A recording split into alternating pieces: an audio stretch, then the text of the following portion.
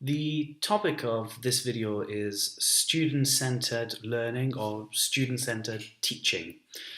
I don't know who coined the term, but it's been around for a number of years now. I even found a book at work which dated back to the 1990s looking at this topic of student-centeredness in the classroom.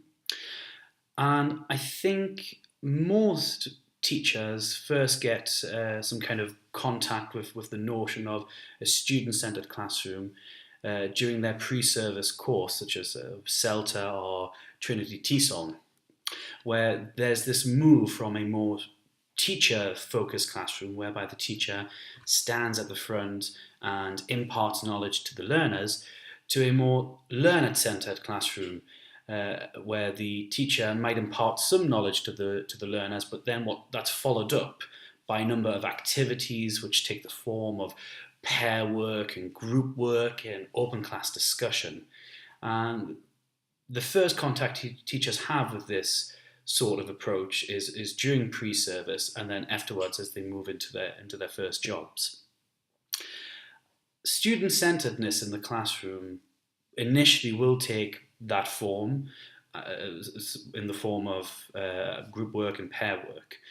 But it doesn't have to be limited to that, and a classroom which is very student-centered in a methodological sense will have materials which are a lot more learner-centered. So rather than the teacher bringing in a text from which they can extract language, such as, for example, using the present perfect with experiences.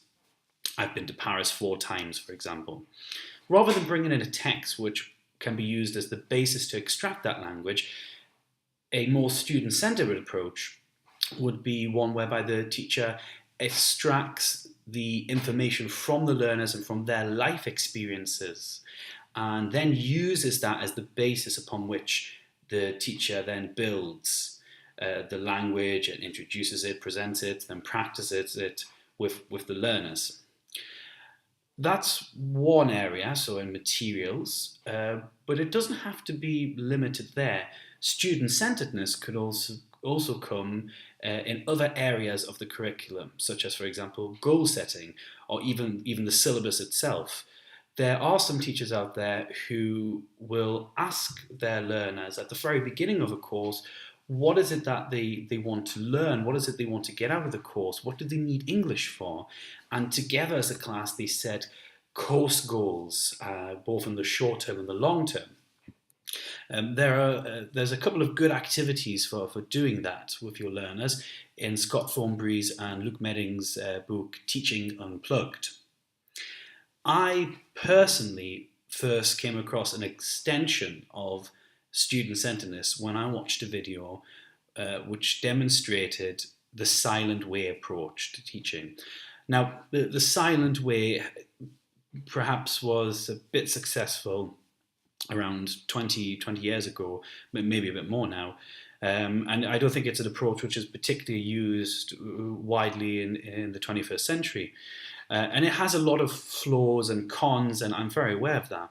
But what I found most interesting and useful from the silent way was that all of the lesson from the words to the sounds to the sentences, absolutely all the material came from the learners. It was elicited 100% from the learners, and the teacher was merely guiding the learners into the right direction. I'm not making this video to say that we should be bringing back the silent way into our classrooms, but I think that was the beginning of an idea that really transformed into this notion of student-centeredness, which is now beginning perhaps to transform into what we call the flipped classroom.